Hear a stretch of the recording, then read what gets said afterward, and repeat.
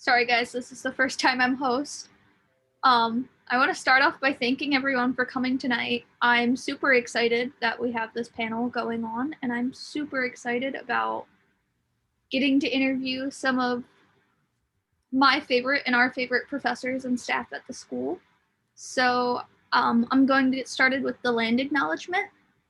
PCA&D and Lancaster County were founded on land that is traditionally territory of Indigenous peoples. We acknowledge the painful history and genocide and removed and forced removal through our county, and we honor and respect all Indigenous peoples still connected to this land on which we gather.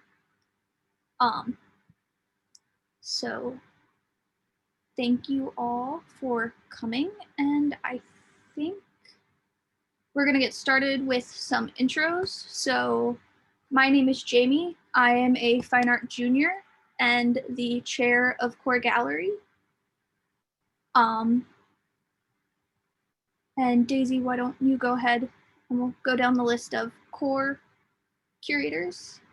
Hello, I'm Daisy Brooks. I am a AGA junior, and I'm the gallery coordinator. Yeah. Who's up next from our Mandy. core? Mandy.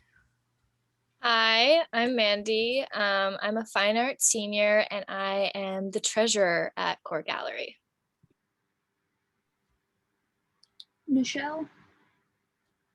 Hey, I'm Michelle. I'm a junior photo video major, and I'm the official photographer for Core Gallery. And last but not least, Rachel. Hello, I am Rachel. I am Core secretary and a fine art senior. All right. So I'm going to have our panelists introduce themselves with the first question. So Daisy, why don't you kick it off? Oh boy. So when you go ahead and answer this, just go ahead and introduce yourself as well. We're going to kick it off with the big old, who is your favorite woman in the arts or artist?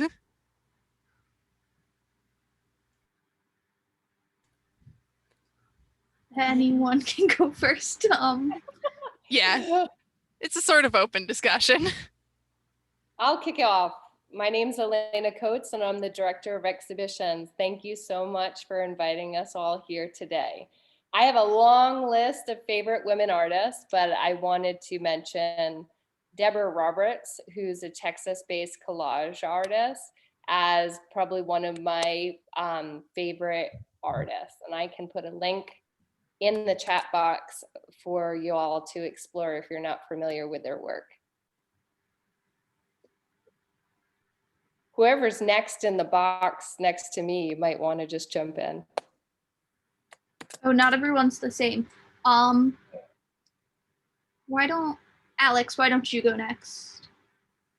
Hello, I'm Alex. I'm part of the IT team here. For any of you who might not know, probably my favorite woman in the arts or artists. I'm gonna kind of do kind of a encompassing lady, but there's so many good ones, but probably one that's really, really close to my heart is Wendy Carlos. Wendy Carlos is an amazing lady. She's like a self-described cat mom. She's a solar eclipse photographer, and she's also a famous composer. She composed Tron and a lot of other Stanley Kubrick films. She also helped Moog design the first synthesizers. You can kind of think of her as an early UI designer, and what we think of as modern synthesizers is the way that they work and how we interact with them as musicians was shaped by her, which is really cool. She's a trailblazer, she's a trans woman, she is a pioneer in music science and created the most pure tonal scale named the alpha scale. There's so much really cool and interesting things about her. Yeah, so that's who I'm mentioning. There's so much other fun, interesting things she did, but yeah. Thank you. I think we have Becky next on our list. To unmute. Hi, I am Becky Blosser. I teach in the fine art department. I'm full-time faculty. I've been teaching for about 14 years in the fine art department. I will go with an old standby. I mean, and anytime I'd answer this question, I think I'd answer it a little bit differently. But somebody that I always make sure that students know about is Eva Hesse. And I think that she was one of the first artists that sort of spoke my language. Like I felt like she was speaking my language, and I understood exactly what she was doing immediately. And there was just this intuitive language in her work, the way she used material and the way she experimented. I feel like it's unfortunate that she was only on the planet for so long, because I think she could have made so much wonderful work. So Eva Hesse, I always show her documentary to, by the time you're in your senior year in fine art, you see the Eva Hesse documentary. Who's next? Caitlin, you're next. Hello, I'm faculty in the fine art department. And I guess this was a hard question to answer because there are so many, but I guess somebody who I'm revisiting again after a while is Anne Hamilton, just because I think that the work that she does kind of touches on every medium. And I love the way that she uses material and her process and everything. Everything she does is just really pleasing for me. So I love her installation work, and yeah, so that's what I would probably say. And Jamie, as you're finding who's going next, I just want to mention for anyone who is tuning in, we're trying to put links to these artists in the chat if you want to know more about any of them. Yes, thank you, Daisy. Who's next? Sorry. Debbie, you're next. Well, first, I'd like to say thank you for hosting this really awesome event. It's exciting to be here with you. I'm the Dean of Diversity, Equity, and Inclusion at PCA&D, and excited to be here with you tonight. My favorite contemporary woman in the arts is Michelane Thomas. She's a Black queer artist and prolific maker. Her work really focuses on women in particular, especially Black women, and she negotiates gender and sexuality through a contemporary female gaze. And her work is really prolific. She does a lot of things from installation to paintings that she produces from her own photography with rhinestones and collage, acrylic paint and enamel. And she's probably most recognized for the portrait she did of Michelle Obama, the First Lady, that's in the Smithsonian National Portrait Gallery. And a second artist I will share that I think's had a big influence on my life that's probably less known about is Helen Alpiner Blumenstiel, who is a relative that actually passed away the same year I was born. So I never had the fortune to meet her. But she'd moved to Oregon from the East Coast back in the 40s and was like a pioneer woman, and was the head of the fine arts department at a college out in Oregon in the 50s and 60s, back when women weren't chairs of departments for the most part. And she's a couple pieces that were in the Met, and actually the piece right behind me, right above my head, is a piece of hers. But her kind of independent streak as a woman, and there's nothing about her sexuality, but I have done a lot of reading of her farm journal and of some of her correspondence. And as a lesbian woman, I believe she is part of my kind of familial lineage. I have a piece she was in the Women's Army Corps, and I have a drawing that she did of these women in the barracks. And there are so many pen marks because she clearly posted it up in different places where she lived in the corners. So I feel like she has spoken to me throughout my life, and her work has spoken to me, although I never had the great fortune to know her. Thank you. Amara, you're next. Hi, everyone. My name is Amara Moore. I'm an adjunct faculty for photo video, and I also teach the fine art seniors. You know, I like some others have said, this answer probably changes depending on my mood on the day of the week or the weather or the sun, how much sleep I've gotten. But right now, I'd love to honor and acknowledge Frida Kahlo. She, her work has always just represented ultimate femininity, vulnerability, and strength. Because I find that as a woman, a lot of the times the things that are so natural to us are very taboo to speak about. And she always had that fierceness and ability to paint her truth, you know, however it came out. And that's something I strive to do in my work as well, to be as honest as I can and vulnerable, but still empowering. Thank you. Jen, you're next. I think you're muted. It's Friday. I was. Thank you. I'm Jen Kopf. I'm digital and social media manager for the college. And like as several others have said, I think my favorites span from medieval through modern. But the person who I think I would focus on for this is Margaret Bourque, who was a photographer who pretty much captured the entirety of the 20th century. She was a war journalist, photojournalist, but covered everything from war to portraiture to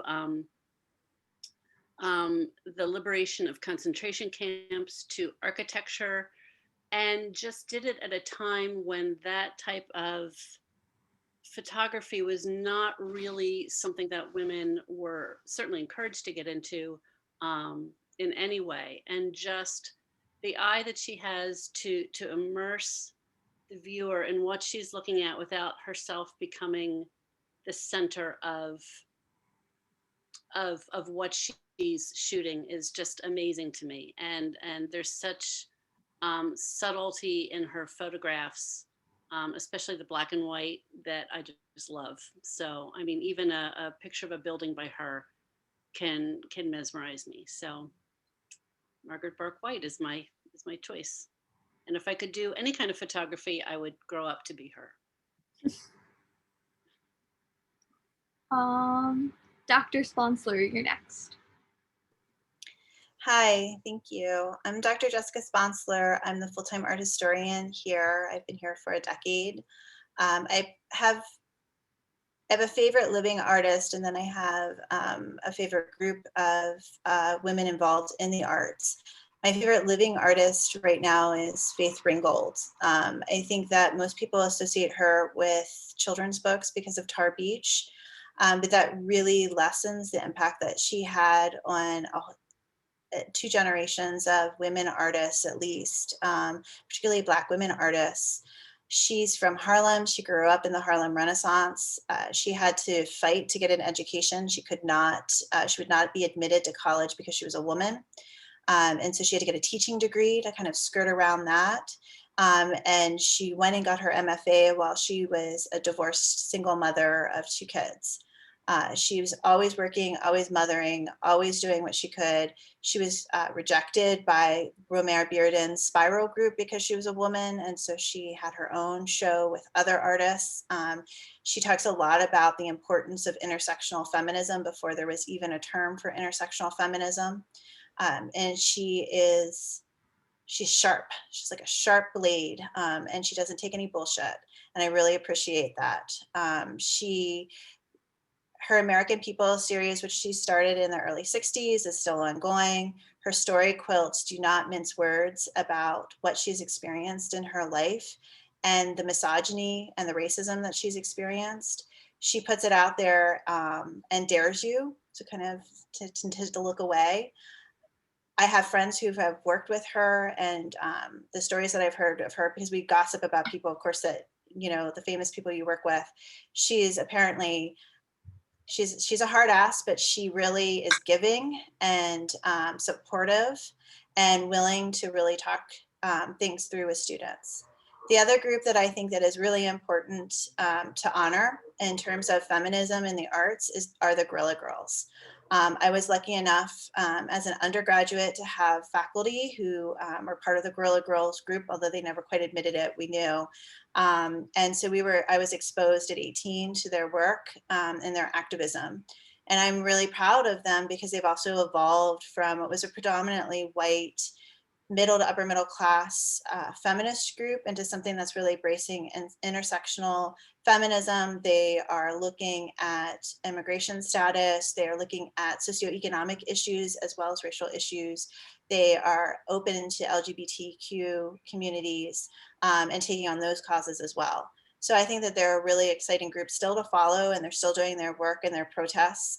Some of them are getting up there in years, but they still put their gorilla masks on and they protest the Met, which still has never had a female director. I didn't realize that you had personal experience with them. That's really awesome. We were looking at getting them for next year's Women's Month. That's really awesome. Linda, you're next.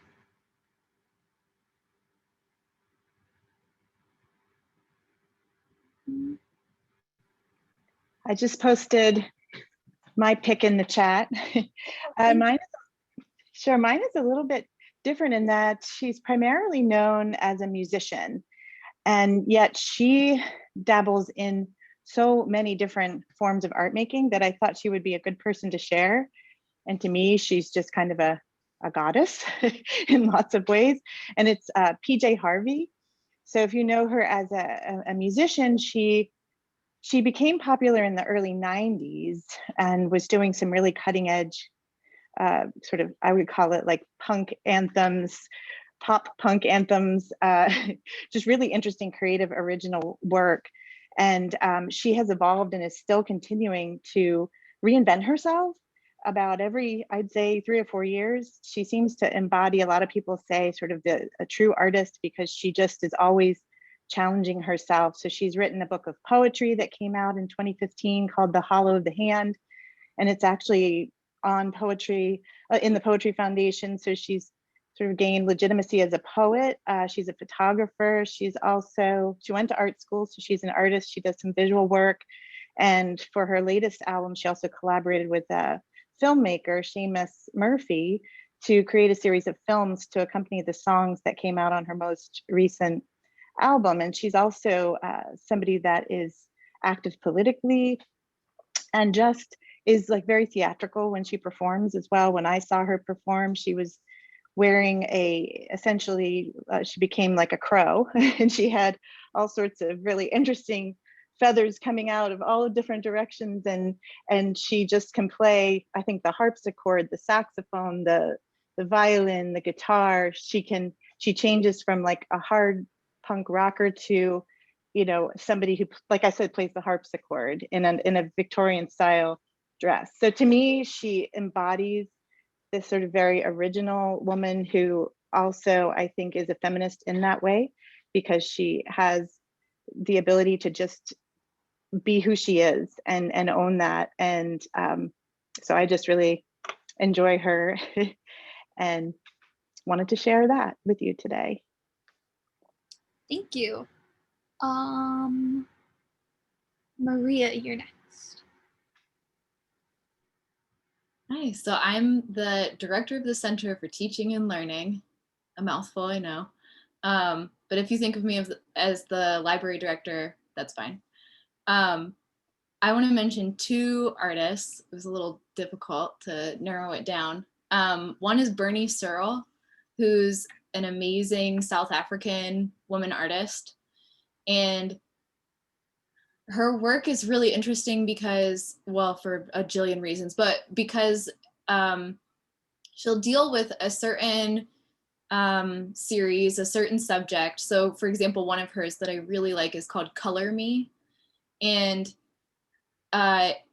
it's performance work, but then it's photographed, and there will be kind of photographs that then she puts in installations, and there'll be different installational forms of every series. So you might see it in one of these many iterations. So each series like has multiple lives.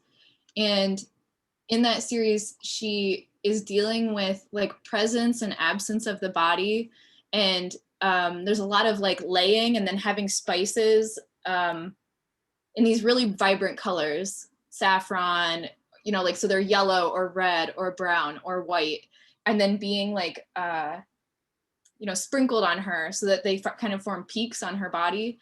And then when she moves, then there's like that impression left of where she was. And when they're installed, there'll be these huge photos, and some she's present, some she's absent, and sometimes there's piles of spices in the gallery. So there's all of these interesting entry points into talking about her work, because she's from South Africa. She's talking about coloring herself, right? And kind of crossing these lines of identity and racial politics in a place that was held to very concrete ideas of identity and race for a long time. And her ancestry is really varied. So she has indigenous African heritage, and then Middle Eastern heritage, and like all of this kind of mix of places of people from places that kind of connected via trade. And then there's the spices that are involved, and you think of spice routes. So like there's all these really beautiful, wonderful ways to talk about her work that I think make it accessible and applicable to so many conversations. And then another person I would mention is Connie Hatch. And I'm in love with a Connie Hatch series from the 1970s called The Desublimation of Romance. And I've only encountered it in one place, in an Abigail Solomon Godot essay that's called Reconstructing Documentary, the Representational Resistance of Connie Hatch, or Connie Hatch's Representational Resistance. And it's remarkable work. And she kind of deals with, it's a photography, black and white photography, street photography. And she deals with these public spaces and the interactions of men and women in those spaces, and kind of who gets ownership of public space, who's given space and who's denied space, who looks and who is looked at, and very much acknowledges, I think in many of these images, her own complicity in situations and her own role in situations. And so a lot of times you'll see her shadow, and she leaves that intentionally in the image to signify her presence, which the camera often obscures. So there's a lot of wonderful, I could talk about Connie Hatch forever. So just a lot of wonderful things that I think that she does, and her work is really self-reflexive, and I appreciate that.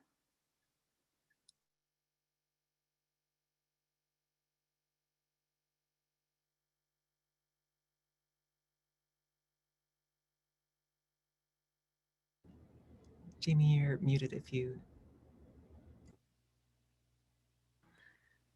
Thank you. Fogle, you're next. Hi, everyone. It's great to see so many beautiful faces today. I'm Michelle Fogle, and I have been teaching in the liberal arts department for about a dozen years now. And I'm also co-director of the Writing Center with the Center for Teaching and Learning. I didn't pick a visual artist because that's not my forte. Not that I don't have art everywhere and love art, but you know. So I decided to go with my favorite writer, who is Virginia Woolf. She was born in England in 1882, and she died within 24 hours, exactly 80 years ago today. So, so celebrating her death, which sounds rather sad, but to celebrate the things she did alive, she was a prolific writer and publisher, and spearheaded numerous literary groups and publishing opportunities for female artists and writers in the Victorian era, post-Victorian. So she was most famous for stream of consciousness writing, which I know isn't everyone's cup of tea, but my favorite books that she has written, I am, being a good feminist, a fan of A Room of One's Own, which is a compilation of sort of essays lectures that she would present, speaking in higher education around the country, proclaiming that what a female artist needs of any type of art, what the female artist needs is two things: a room of one's own where she can be free to produce, as well as unlimited and untethered funds, as in money that you get without owing somebody something. And so those kind of became rules that I have lived by since I was introduced to her as a teenager. Also, To the Lighthouse is another favorite, as well as a play she wrote called Freshwater. I want to mention real quick my favorite thing about her, I guess. When in 1910, she was part of an artist group called the Bloomsbury Group, still in existence today, Bloomsbury Press, etc. So she, along with 5 other Bloomsbury Group members, decided to partake in something they called the Dreadnought Hoax. They dressed up as Abyssinian princes, including Virginia, dressed up as Abyssinian princes and proceeded to be invited to tea and quite a day of lovely events, completely fooled the entire Royal Navy in England. The only reason it was even discovered is because whenever somebody would refer to something from her Abyssinian culture, her response was always bunga bunga. People caught on eventually that that's probably not actually what an Abyssinian prince would say when asked to go to prayer time, but bunga bunga, other words to live by. So thank you for letting me share my favorite writer. Of course, thank you. And last but not least, we have Pam.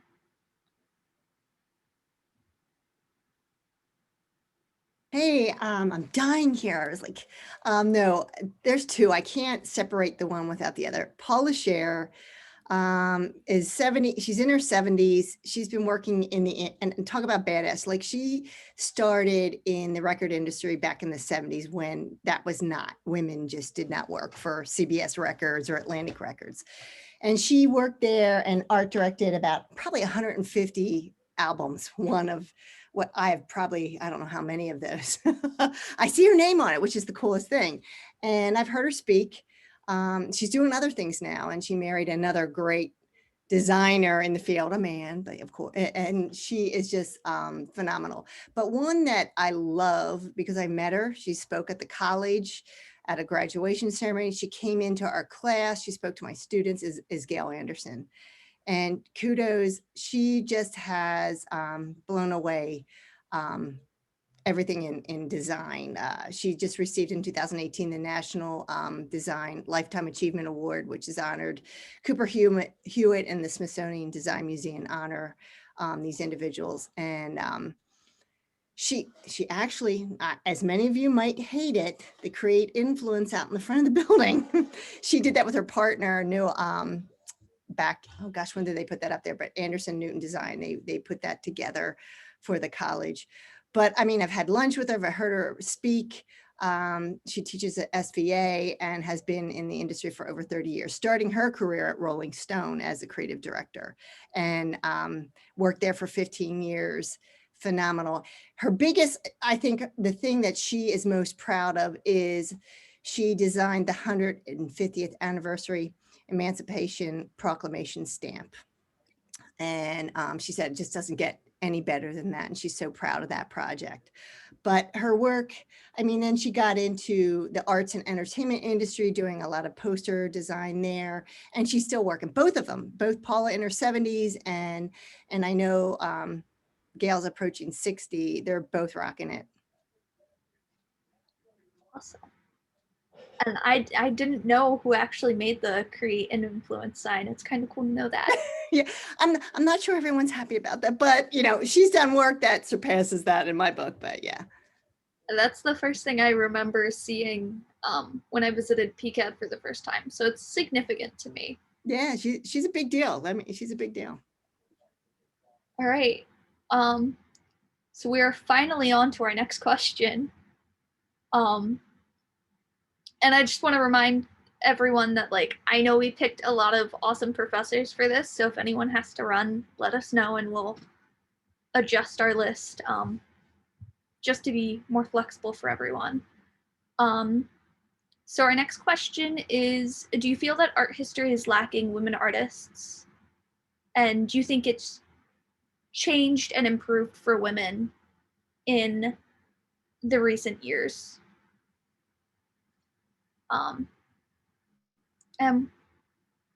We'll go in reverse this time. So Pam, do you want to start us off? Sure. So what I had to do, I got my history of graphic design book from when I was in college a long time ago in the 80s. And a man wrote this book, of course, and he came to the college and he spoke. And it only takes us to 1980. This book has been rewritten. But as you can see, 1, 2, 3, 4, 5 tabs have women's names in here. One of those tabs is only because I pulled it out. It was a Women's Day magazine layout, but it was done by a man. So I'm saying it's gotten better. It still can improve, like just the women I mentioned. But again, that was like 70s, like that you really started hearing about these women. So I definitely, it's been improved. But like when I was in college, there was nothing like this. You know, we didn't talk about women, women's rights, women in the arts. I mean, I try to think about my 3 women professors. One was a photography instructor. You know, she was just in temporarily like an interim position, a life drawing instructor. And then I had 1 design instructor. That was it. The rest were men. It's kind of crazy to think of. So many of our professors at PCA&D are women. Well, I was reading an article today, and the trend is now more women. I mean, you can look at our college, for instance, and it's 60% women students and 40% male. So the trend is all about us, you know. It's headed in the right direction, finally. But it took a long time. You know, I don't know. I probably could have pulled out my other art history book, but that one's even thicker, and to go through that. So, you know, and it's pretty sad. This is like goes up to, you know, I'm up 500 pages, you know, and there's like, I could only find, you know, 1, 2, 3, 4, 5. Okay, 6, I lied. But 1 is about Women's Day. And it wasn't even a woman art director. Thank you for doing that research. That's really awesome. Fogle, you're up. Okay, there's never enough women. That's the extent of, honestly, this is an area that I mean, I'm aware enough to know that representation is a huge issue for women in the arts in general. But I'm going to be quiet and listen so I can learn about this topic. All right. Maria, do you have anything for us? I'll just say really quickly that until we're at a point where people don't have to look at their syllabi and count how many women are represented, or people don't have to look at a board of directors or at the panelists at a conference and count how many women are featured, we're not there yet. We haven't made it. When we have to keep worrying, there's more work to do. So I think that's a really good point. Linda, we have you next.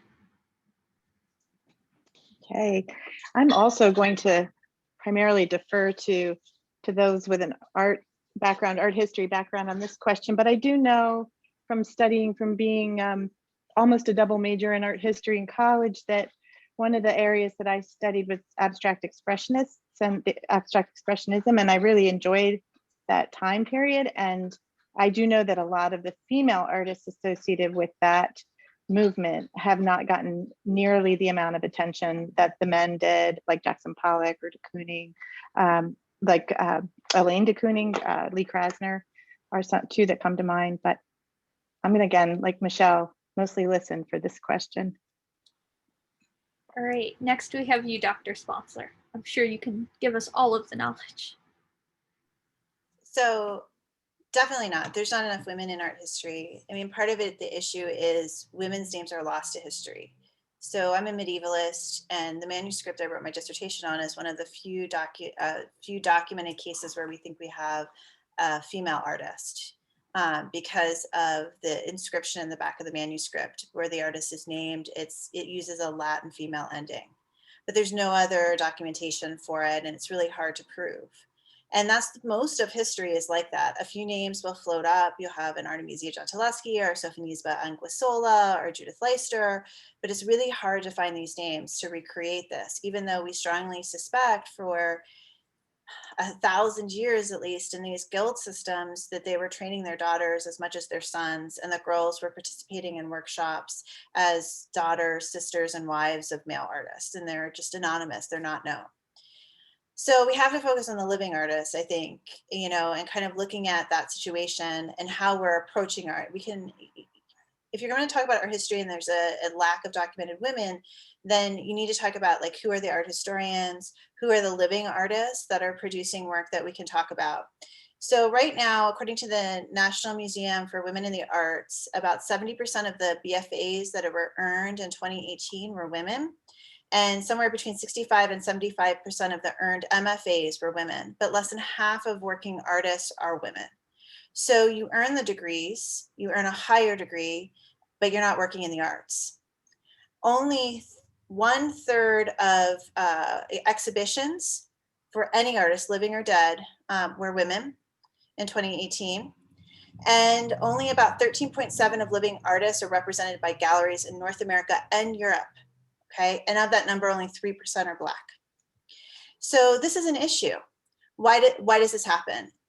The majority of people who work as staff, as professional staff in museums and galleries are women. But they're not the directors, they're not the senior leadership team. When you move into art history, the academics who kind of define the field, women overwhelmingly are in BA programs, MA programs, and PhD programs, and yet they are not the tenured faculty. Okay, so tenure, which is a system that universities have developed to give you academic freedom, job security, and to support your research and your scholarship, as well as your studio practice if you're an MFA. That is decreasing rapidly. And there are some very good arguments that are being made right now that as an increasing number of female PhDs enter into the teaching workforce for colleges and universities, as the field is becoming increasingly more visibly feminine, the importance of tenure is shrinking. So only about 1/3 of new jobs are tenure track. Most are contract jobs or adjunct jobs, and no one can live off of an adjunct salary. So the stories about adjuncts living in their cars, living off food stamps, eating cat food are basically true. Like, this is a truth. And so when you pay out for your education, when you can't find work that can support you while you're doing your practice, either scholarly practice or your artistic practice, you're going to drop out of the field. Okay. And there's also other systemic things that are against you.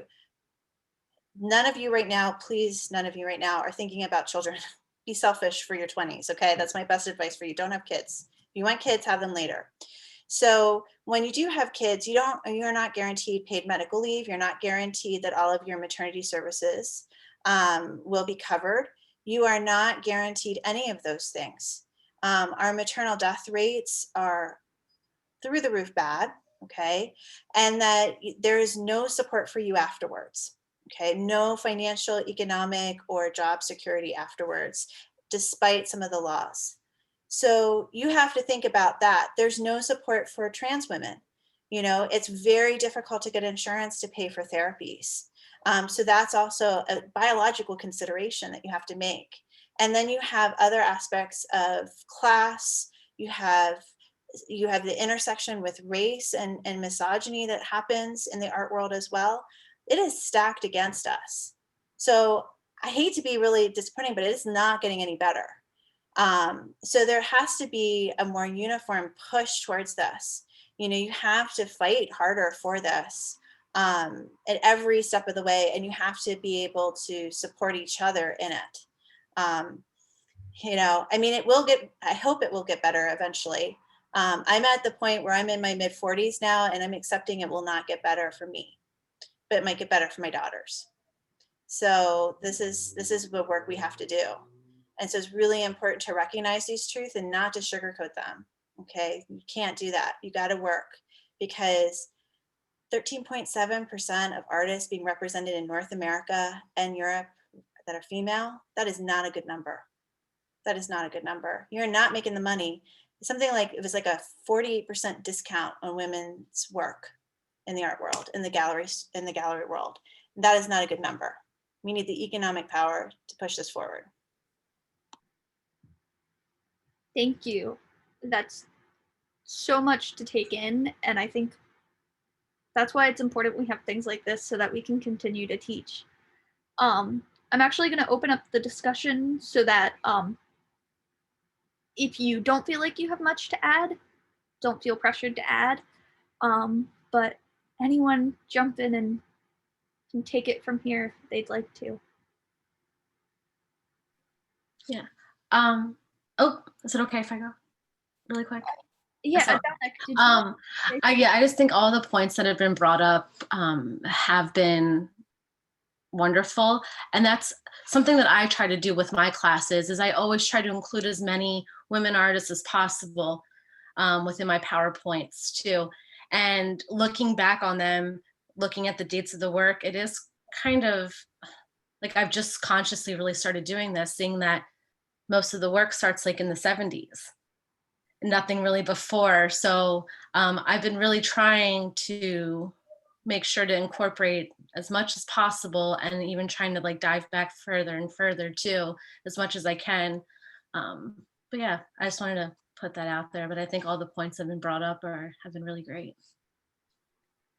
I'll just add too that I think the Guerrilla Girls do a good job of reminding us that there's still work to be done in the art world. I think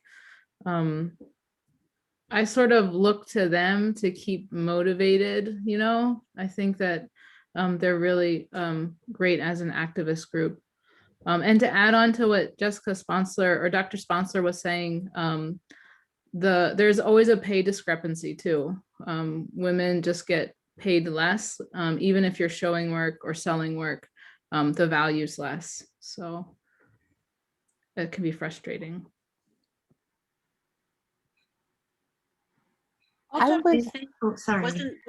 Wasn't this week in general in America Equal Pay Week that it the extra time that women have to work in the same jobs with the same experience to equal what men earn? Yeah, we have about 4 months. We're about 4 months behind. So white women are, and women of color are even further behind. Right. I was going to say, I think women of color were like September and October. They have to work like 9 or 10 months longer to equal pay. So what I was going to say, I appreciated what you offered, Dr. Sponsler. I feel like I learned from you in that context, and my perception is that things are getting better, and that there's a long way to go. And a lot of the representation of women are of white women and white cisgender women. And so I think until the point that we really are representing well in the art world and in all, I would say, industries, women of color, trans women, immigrant women, undocumented women, in our kind of everyday discourse and understanding and teaching, we still will have a long way to go. There was someone who wanted to add it earlier. I don't know who it was. Amara, was it you? Yeah, I was just going to say, I think in general, history in total is biased and slanted. And I don't think it's just exclusive to our industry. And I think that it really matters who's doing the writing, because that's what gets written. And those are the stories that get told. Thank you. It's such a great point, and it's something we always have to remember. So much of what we're learning is written by men, and I think it's important that we try to change that. Did anyone not get to talk before we move on to our next question? Real quick, the other arts area, I guess, that I come from is theater. And I remember the first big lesson that I learned. What is the difference between an actor and an actress? And it's about $34 million. The highest paid male actors compared to the highest paid female actors. There's about a $38 million difference. And the numbers are, there are better roles created for women now more than there have been in a long time, especially in terms of ethnicity, race, gender identity, as well as what's the other one I wanted to say? You tell it's a Friday. Is it just me? Okay. Yeah. I don't. So women of a certain age, I shall say, there are better roles being written, better representation in literature, perhaps, but the financial split between an actor and an actress, learned that lesson the hard way. All right.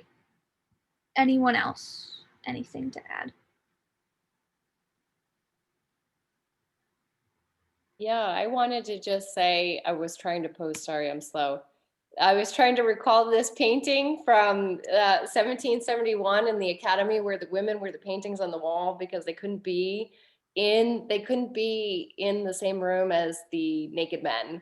So in that regard, we're getting better, but of course, like, I back up everything that was said in the room that's still terrible.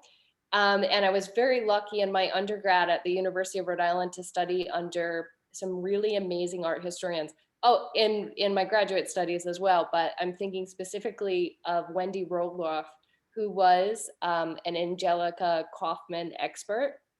And if I learned anything from that experience, it would be that it's up to us to fix the art history books. It's up to us to make sure that when we're organizing exhibitions, because what we're organizing in the contemporary is what becomes history. And it's up to us to do the accountability checks and make sure that we are representing everyone, and to make sure that we're putting women forward all the time.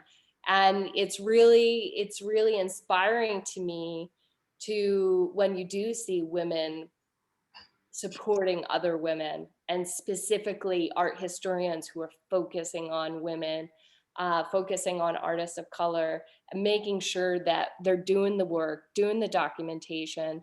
And that's where we need to be as a society, pushing forward. And like you guys do in CORE with your show right now. So you guys are inspirational. Thank you. Thank you. All right.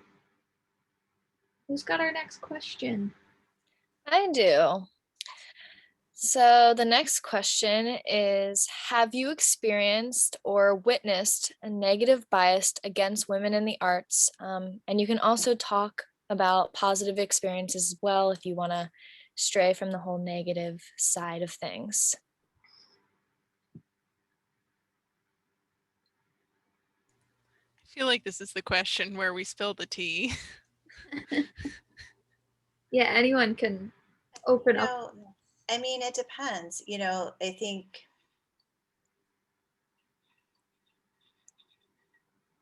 it's hard. It's hard.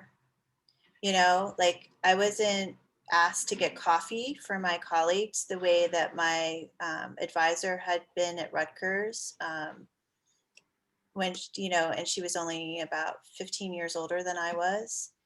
But it was still, that was pervasive. You know, you still get warned at conferences when you're a young graduate student who's kind of rapey after the wine hour. Yeah, I mean, the worst thing that I ever saw, actually, you know, I guess to show that we have progressed, was one of the faculty members when she retired. She had worked for the university. Oh my goodness, Frances was, I don't know, in her 80s, late 80s. So she had worked her entire career, probably almost 60 years for the university. She never married. And she talked about her salary, what it was when she retired. And here she had gone decades without getting a raise, and had asked for a raise at one point in time in the 70s, and had a letter from the university talking about how, as an unmarried woman, that it was unethical for them to give her a raise, that they needed to give raises to her male colleagues because they had families to support. So that was like what when I was coming up as an undergraduate and coming up in graduate school, these were the things that female professors would tell us about, you know, to say like, this is what you have to push against. This is what you have to fight harder for, you know, to give us these warnings. And I think that it's better now, but I've witnessed a lot of that. Yeah. Yeah. It's not so long ago. I mean, you know, it's not so long ago. And so, you know, I worry sometimes for you all that you're in a really safe environment here. It's really small. It's predominantly female. And I worry what it'll be like for you to go out into the art world and kind of experience some of these things. Like, you know, did we not prepare you well enough? I worry about that a lot. I actually think a lot about that when I'm teaching you, because I know like how it can be, and it can be pretty harsh.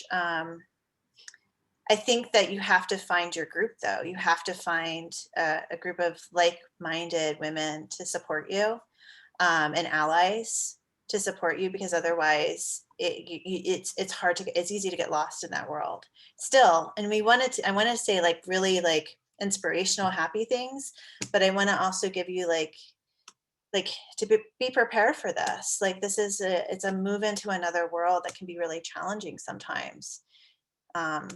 So feel very much like I'm like being a downer, but that's, you know, that's the way that it's been. And I think if we're being honest, that's what it is. It's the reality of the situation.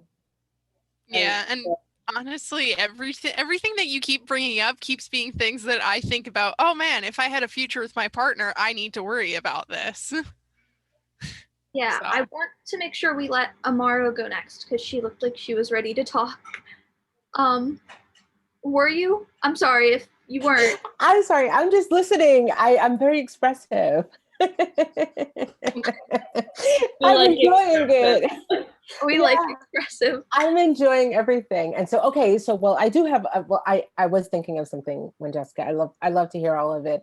Something on the positive side as well, because, you know, I'm with you 100%. I think what I've seen that's been positive is my female students at PCA&D.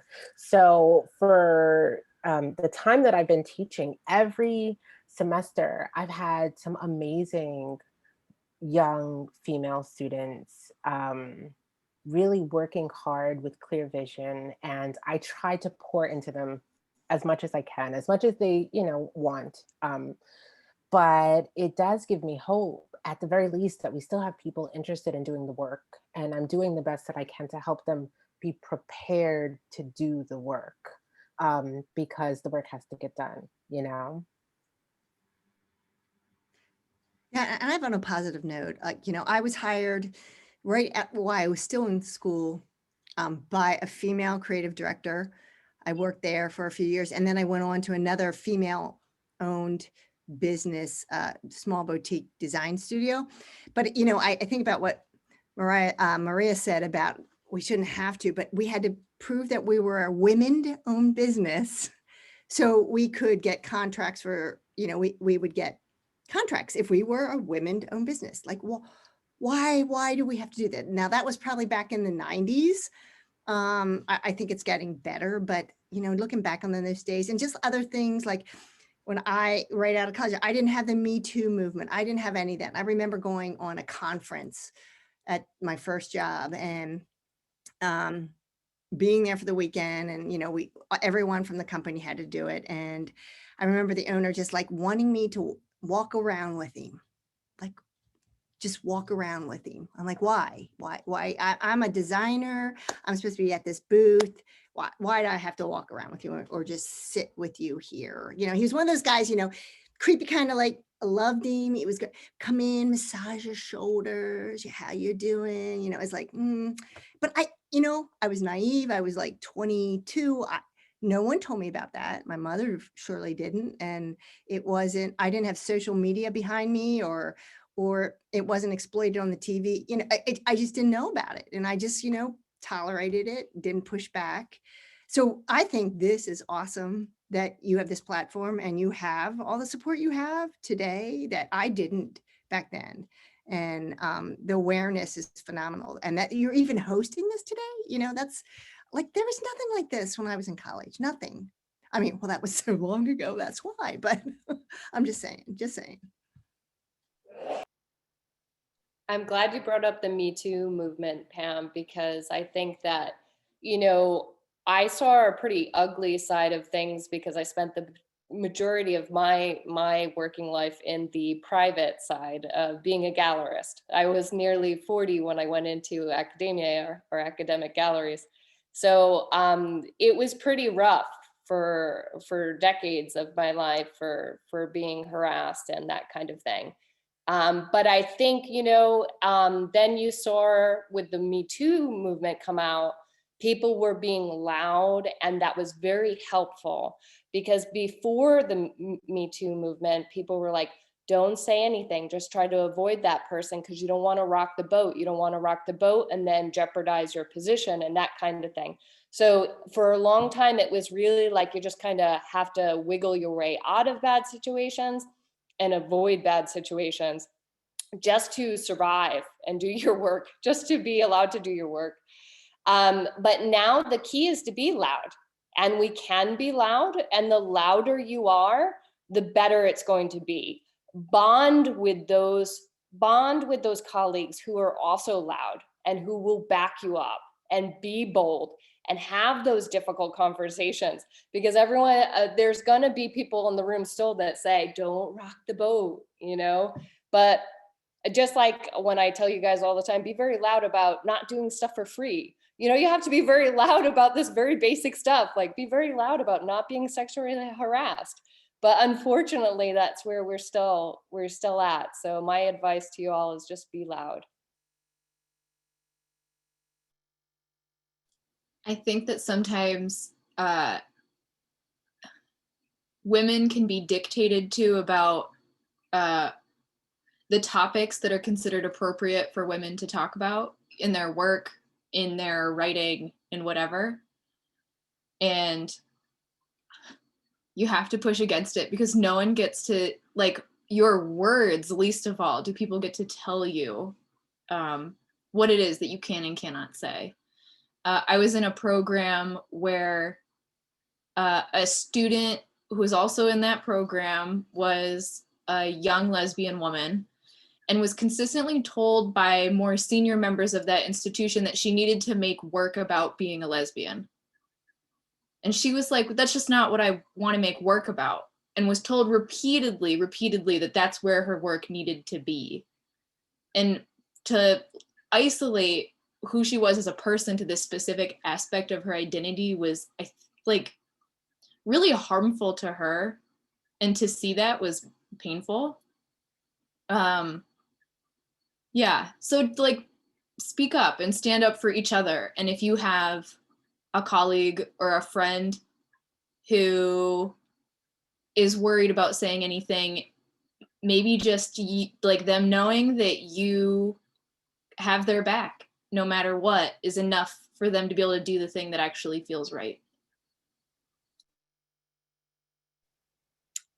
I just feel compelled to say I hear everybody's stories about your own lived experience, and I guess as a woman, I have those experiences not in the art world, but in other places as well. I just want to be really clear that PCAD will not tolerate sexual harassment of any sort, and even the story that Maria just offered in terms of essentializing one's sexual orientation and gender identity, as well as sex and gender-based discrimination, are included under Title IX. So if anyone has any experiences like that, if you were to come forward, we would take that seriously and investigate.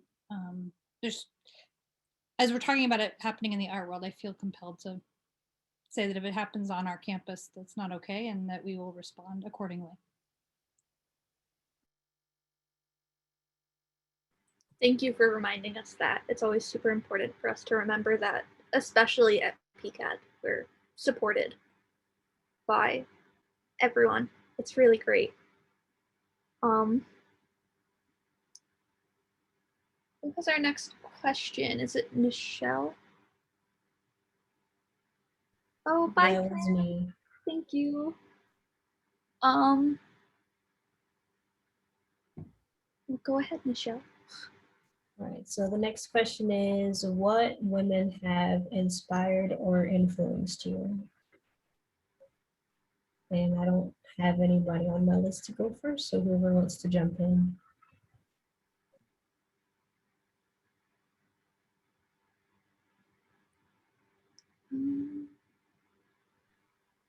It doesn't.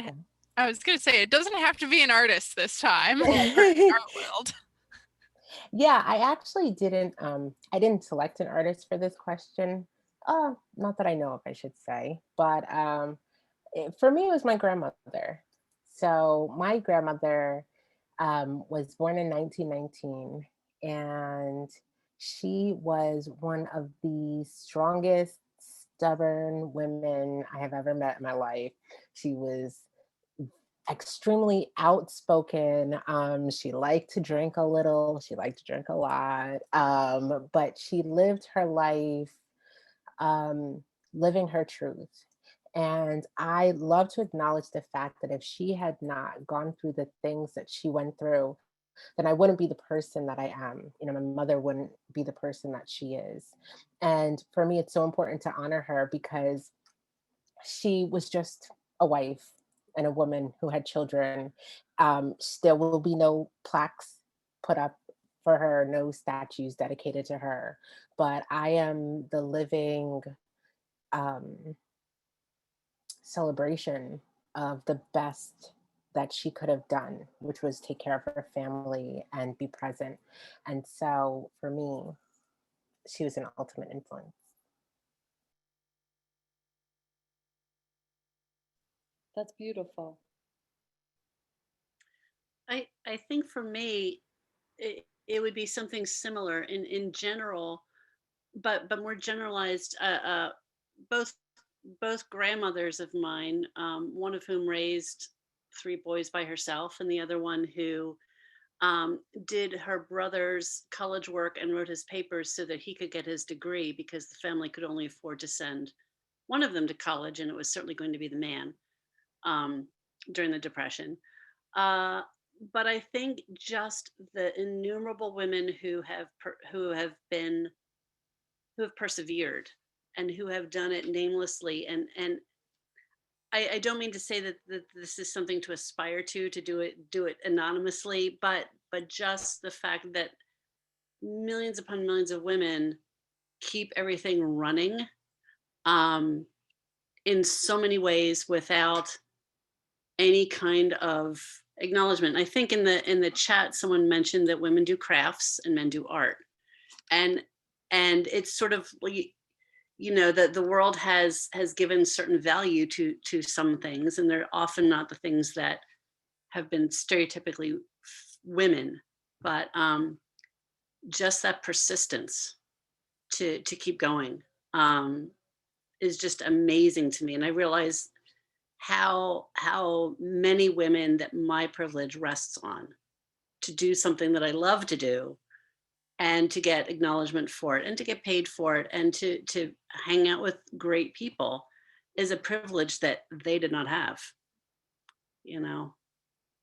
But thank God they persevered.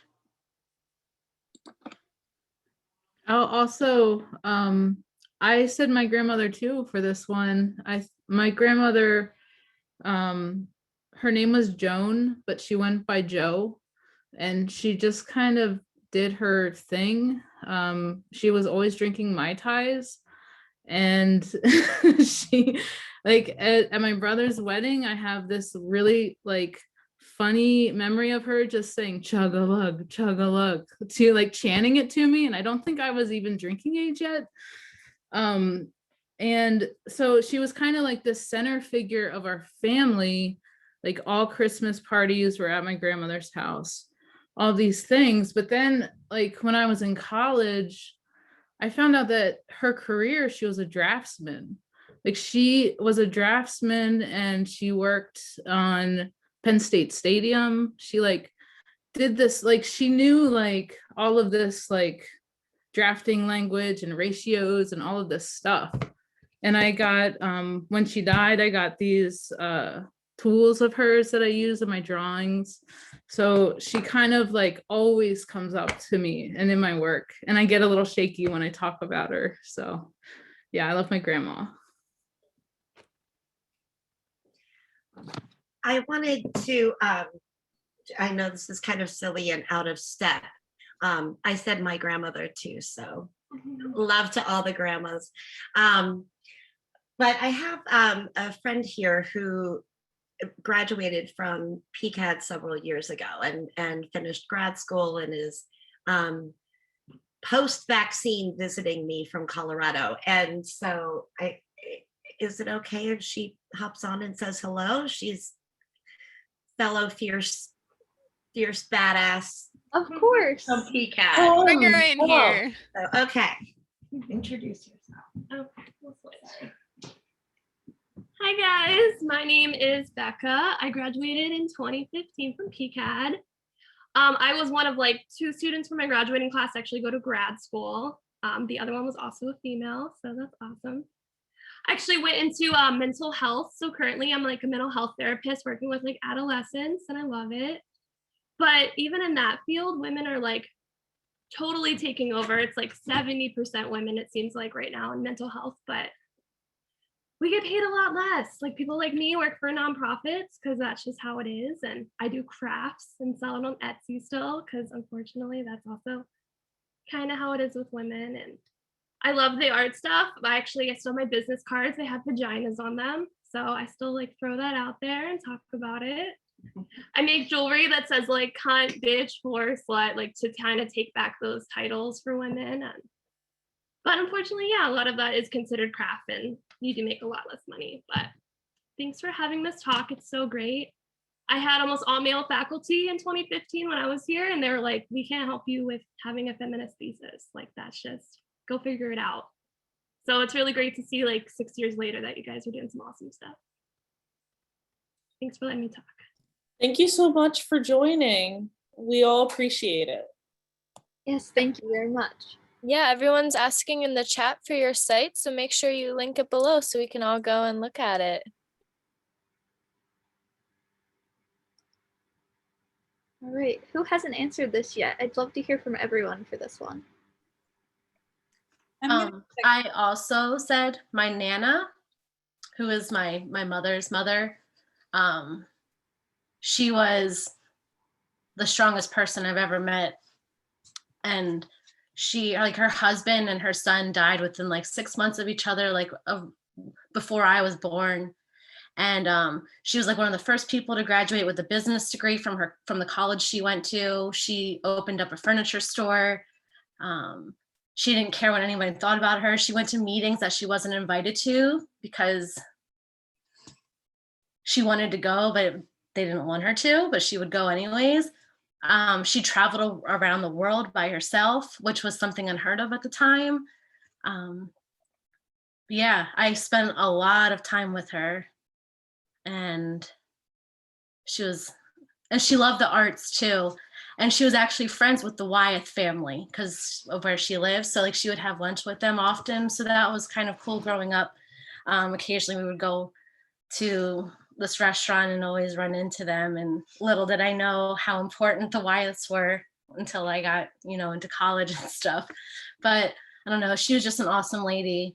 And my mom is awesome as well. So I don't know. So yeah, my Nana as well.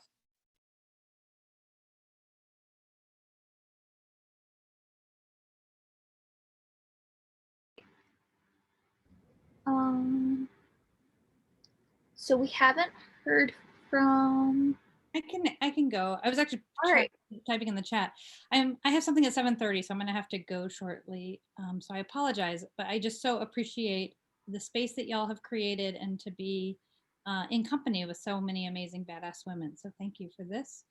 And my answer actually was also my grandmother. She's going to be hopefully 98 on April 11th in just a few weeks. And there's much I could say about her and how inspirational she and my grandfather, who's no longer with us, are. She's a person who lives large in my life and in my siblings' life, very much so. So yeah, we stand with the grandmas today. It's very true.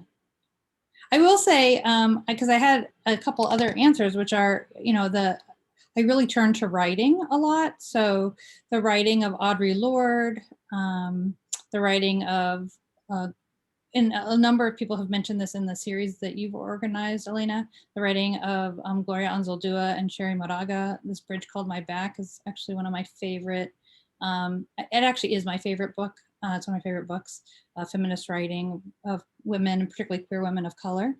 I think they're out on their 4th or 5th edition now. I read it in college and changed my life.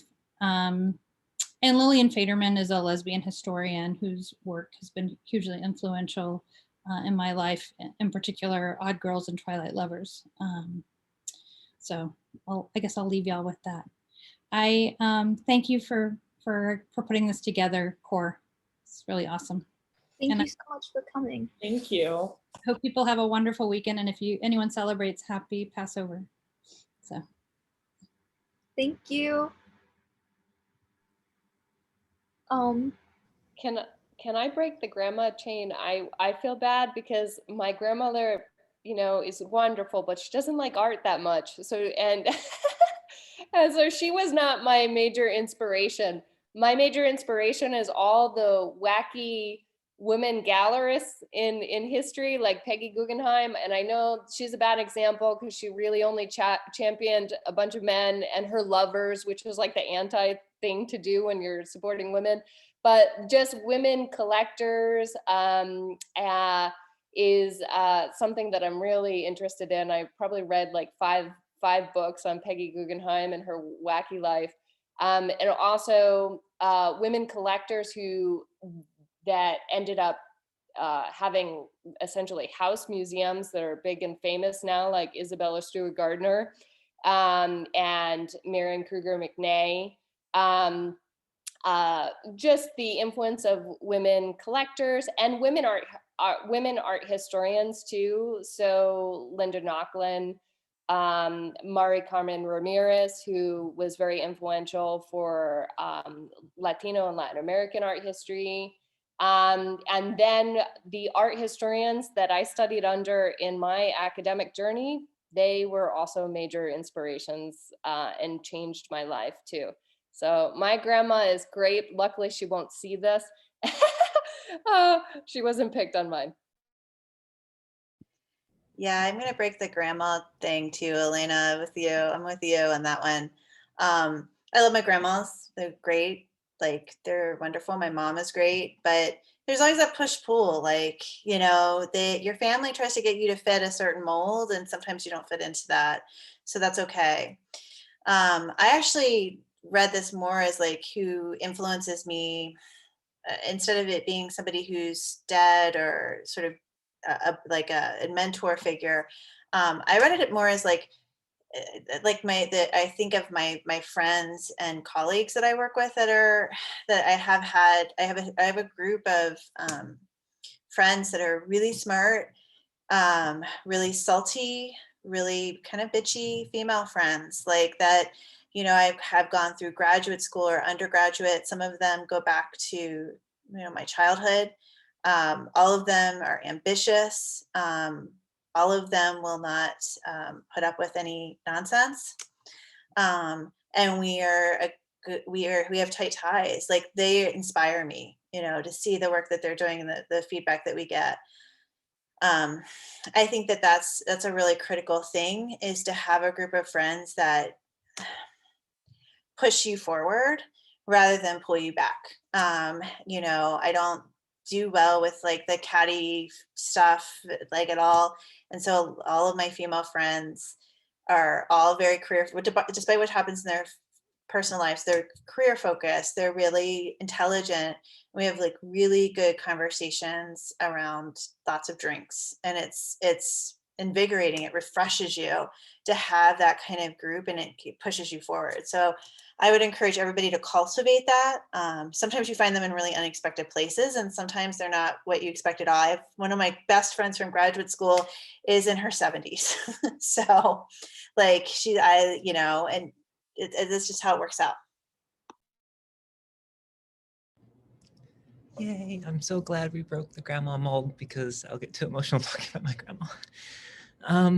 So I'm going to talk about Lady Ada Lovelace, who's inspiring to me. Who's Lady Ada Lovelace? Well, she's like 1850s. She's considered the first computer programmer.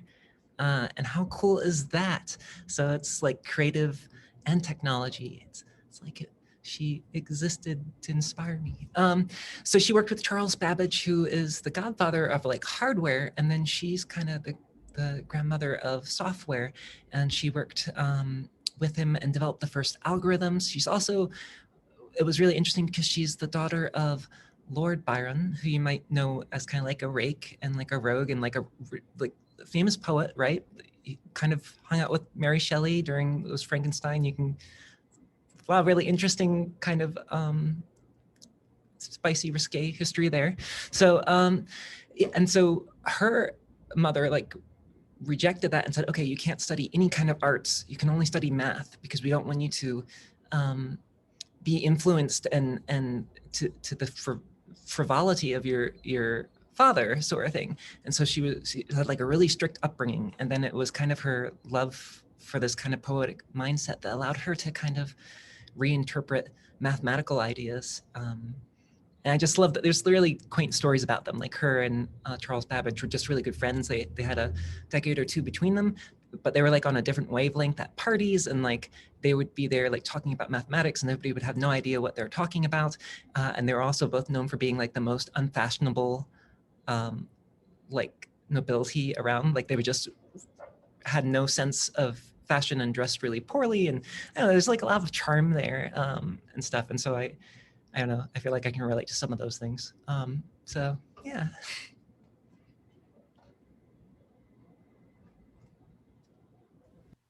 That is just so awesome. And I know my AGA student is showing, but I love that there was a lady behind a lot of really important computer developments, words. I know nothing about technology, and I thought that story was super cool too. Okay, so it was like, so to preface, it was like 100 years before the actual computer came out. So they were working on computers, and it's amazing when you think about it. Like, here's Lady Ada Lovelace developing computer programs for a computer that doesn't exist yet. Like, they're all theorizing, like they are building pieces and they never built it. Like, it's like they're having these imaginary conversations with each other and theorizing, and they theorized, what do they call it? I have it written down, like community developing they're theorizing like communal aspects of technology, what we can think of as LANs or local networks and things like that. Like, it's amazing. Anyway, the point is that was like 1850, and when they finally built his computer, it was when they had passed away in like 91. So it took them like 150 years before they actually built the computer, which was all very steampunk, analytical engine through gears, and it worked. And so it's kind of amazing, their theories. But anyway, I'm talking too much, but yeah, it's great. So thank you for that. Is there anyone who hasn't gone? I think I'm the last one. All right. Not in the way of art, but my mom has been someone who inspires me the older I get, and the more that I'm able to kind of get a little like critical distance from growing up. My dad is a small business owner and he worked a lot when I was growing up. So he might get up at 4 a.m. and go to work and come home and eat dinner and go back to work till 10. And then, that happened a lot. So my mom was the one who was doing all the grocery shopping, and she did like the laundry and cooked all of our meals homemade from scratch. And she would like can peaches and applesauce, and like she was baking all the time, and took me to all my softball practices and soccer practice and track and marching band and show choir and like all of it. And she would show up in the parking lot with like a cardboard box lid from a copy paper box with my dinner inside wrapped in a towel because she heated it up and she wanted it to stay warm, and she really wanted me to eat a warm dinner because she thought that was important. And I'd run out to the parking lot and I'd eat with her for like 10 minutes, and then she'd be like, go do your thing. And then I'd, like run back in. And she just, I don't know if she slept or when she slept, but I'm frequently like encounter these like strange little memories of all the tiny sacrifices that she must have made every single day that made things really good.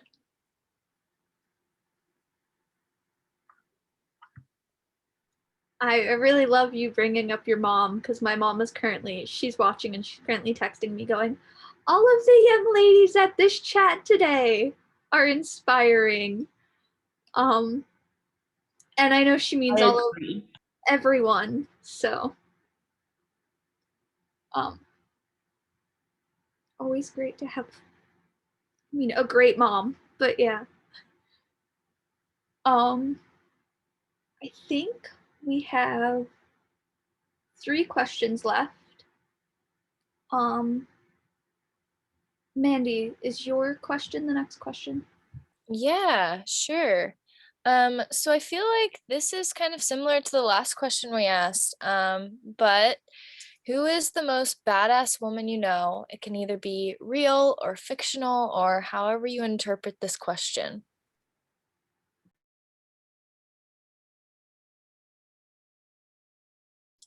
I have a real woman that I would like to talk about. I know her, she's a friend of mine, but I inherited her as a friend when I found my partner, which is one of the great things when you find a partner, that you get all of their friends too. But she's awesome. Her name is Carolyn Kilstra, and she has for the past 5 years been the editor-in-chief of Self. And during her tenure at Self, they went from being a print and digital production to just being fully online.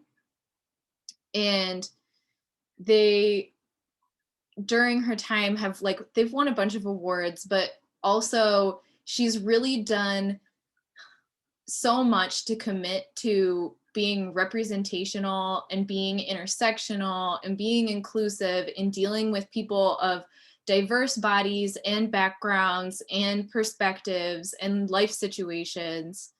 And just doing simple things like, here's this short workout video, and this time it's a woman that looks like this. And the next time there's a short workout video, it's a woman who looks completely different. And the next time, so like showing real people that we can relate to and that we see, that we, you know, people that you expect to see on the street are the ones that are like getting spotlit in these features that they're doing on health and wellness. And she, while giving space for all of these different kinds of women, also making sure to like ground all of the research and all of the articles and all of the advice and the reporting in science and in facts and deep, thoughtful research to be like really intentional in the things that they produce, and doing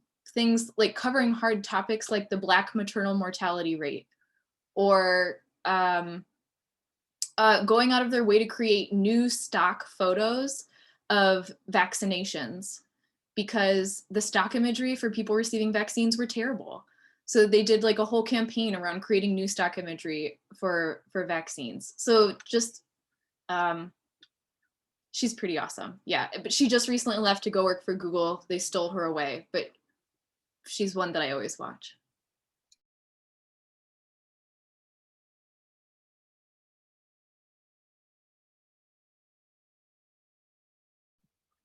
I have 3 women that I would list for this, and I went political with this because I think I'm still like feeling current events in like the past couple months. I'd say Stacy Abrams is pretty badass, and her work in Georgia and working with voter suppression and getting the vote out to communities that you know, just are undermined. Ruth Bader Ginsburg, of course, is amazing, and just her entire life is dedicated to changing equality and changing our lives, basically changing what we're able to do, how we can exist and live within our country. And she did it in such a smart, intelligent way. The more I learn about her and read about her, it's just incredible what she did. And Rachel Levine, I think her work in Pennsylvania and now nationally is awesome. And I think Rachel Levine represents just a broader understanding and kind of, you know, it's like a new era, a little, you know, compared to the last 4 years that we've been living through for our country. So.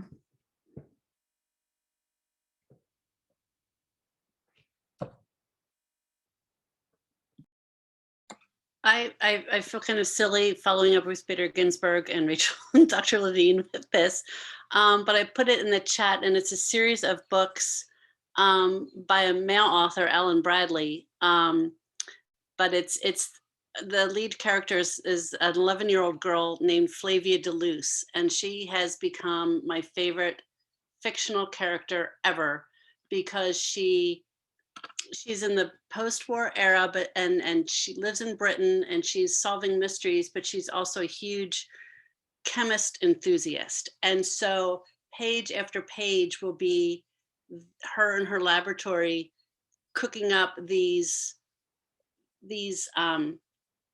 experiments. And I have learned more about chemistry from these books than I ever learned in high school or college put together. And it's just, but it's done in such a beautiful way. And she's essentially raising herself, and she's such an interesting young woman character. So if anyone gets into just, you know, sort of historical fiction, she's fantastic. There you go. First Margaret Bourque White Kennedy, and now Flavia DeLuce. We got so much in common, Jen. I know. So yeah, I actually put down my twin sister Annie because she's very inspiring to me, and I feel like we do things so differently, and so she's really I really admire a lot of things about her, but she just exudes this confidence, and she has like a really strong moral and like personal value that I never see her like quaver, and that's like really inspiring to me. Yeah, and so I just really inspired by my sister. And then my kind of fictional one was a Asami Sato, probably because that's just who I want to be. But that's a Legend of Korra reference, so you all know what I mean. Okay. We love Asami. I was gonna say I love Legend of Korra, so I love that. I just want to throw out that one of my favorite women is a makeup artist. She's her name is Vanille. She is so awesome. She does special effects. Anyone else? I want to open this up to the board too. If you guys have. Well, I have You somebody. put her in the chat. Thanks. Sorry. Go ahead. That's okay. No, that's okay. Sorry, No, I have somebody that she's not as this is a current involved in political movements. She's not as somebody who's like at the forefront all the time. You don't hear about her unless you're really active in feminist circles. But her name is Elise Hogue. She's the president of NARAL Pro-Choice America. And she'd worked for Greenpeace, and she had worked for MoveOn.org. She worked for Media Matters, which is a media watch group. And so she's this really important reproductive rights activist right now. And she's been really reframing the conversation around reproductive rights to making it beyond just like, oh, abortion issues, and really pinpointing that reproductive freedom and the ability to control your reproductive choices is an issue rooted in, climate justice. It is rooted in economic justice, that there are differences depending on your race and ethnicity and how that is applied to you. That she has been really interesting in a quieter way about this issue that's really tense, that people get really worked up about it. But at her core, she's really looking at these issues in I think a really critical way, and has really expanded NARAL's impact to look at, she's really looking at trans women and how reproductive freedom affects them and their reproductive rights to their bodies affect them. She's looking at non-cisgendered individuals. So, if you have female reproductive organs, but you don't identify as female, what does that mean? And how can she create a political system that protects you? I find what she's doing really inspirational right now. Because it often seems like kind of a slog to get into to reproductive rights, but it's such a critical and central issue to so much of how we interact with the rest of the world, whether we're cisgendered or trans. It really matters a lot. So I really applaud her work.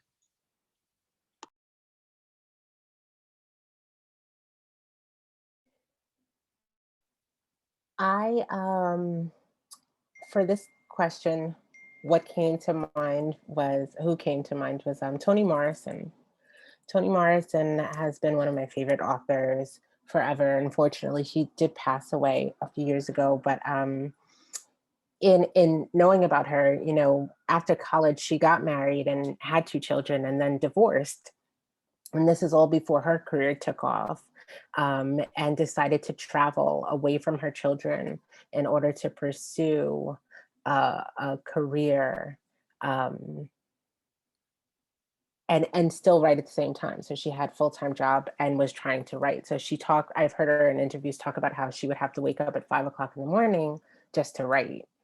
And, for me, it's so important to have these examples of women who were able to handle their business, and the amount of people through her job and her own influence that she ended up having published is really important. So not only did she herself become an influence, but she also ended up influencing the written history, because she managed to get other people who would not or may not have been recognized published through her efforts.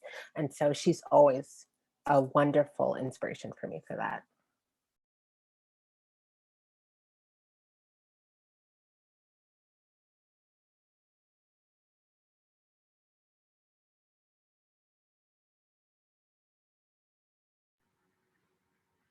Does anyone have anything else before we move on to our final question?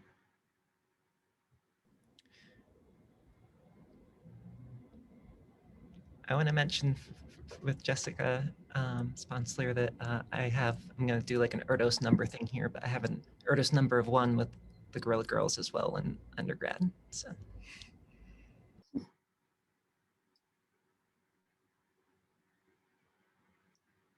All right.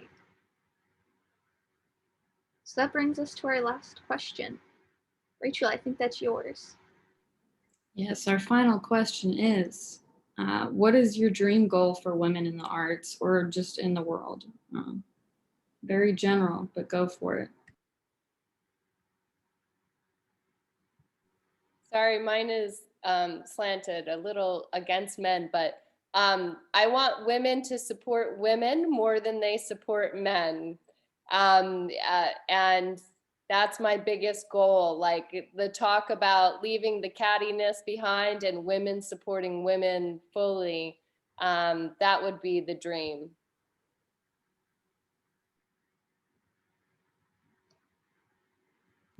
So I have 2 daughters. So my dream is that I don't have to teach my daughters how not to be raped, that people would start teaching their sons how not to rape. So my oldest daughter is going to be 11 soon, and so she's going to be in middle school, and college and high school that's around the corner, and I know that I'll have to prepare her for that. And I don't really want to, so I would rather have people teach their sons not to do the raping instead. That's my dream.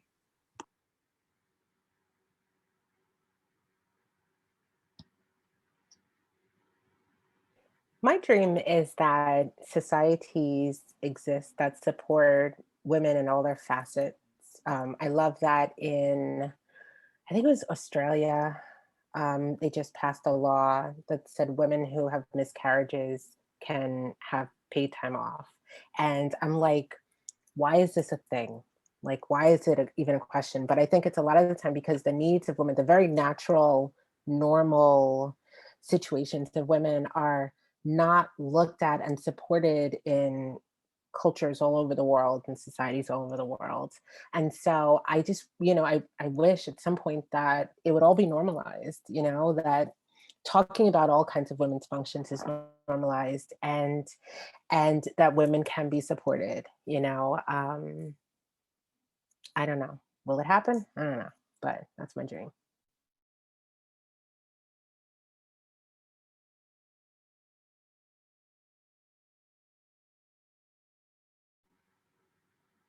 Who else do we have? Do we have anyone? If not, it's all good.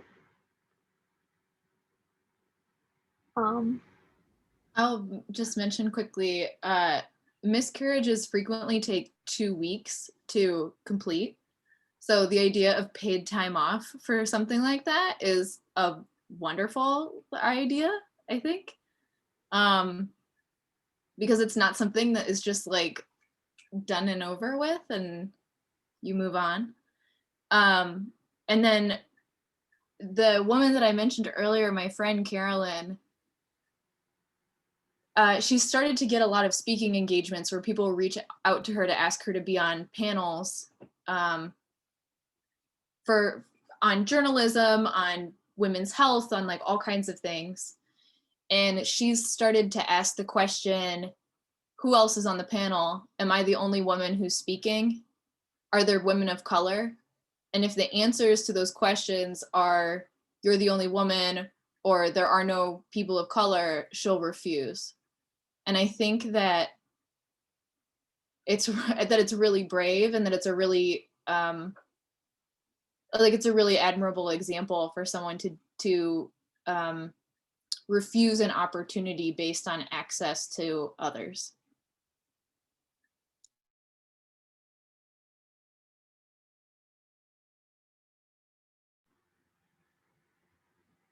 All right. If that is everyone, then I think we can wrap it up. I just want to, again, everyone who wanted to go went, right? All right. Thank you guys so much for hanging in there for all of this. This was really, I can't thank any of you enough. This was really amazing. And I can't wait to organize this more and do this again next year. Hopefully this becomes an annual thing for CORE. It means so much to me that everyone who came. So I can't thank you enough for hanging in there. Yeah, thank you so much. Like, this couldn't have been possible without you guys too. So thank you guys. We appreciate all of the amazing feedback and discussion that we've been able to create in such a safe environment and happy environment too. So thank you. I also have to thank you guys all for supporting us. We are nothing without support. So You all are so inspirational. I just want to say shout out to the amazing women on this panel from Core Gallery. You are also badass. You're probably the baddest asses, if that makes sense. On campus, you're doing amazing programming and you inspire, I know you inspire me personally every week because I get to touch base with you often, but you guys are amazing. Thank you for doing what you're doing, and I'm confident you're going to change. You're going to change big stuff in the world. You're going to do good things. thank you. Yeah, thank you all for coming. I think. Thanks, everyone. Thank you all. Thank you guys for coming.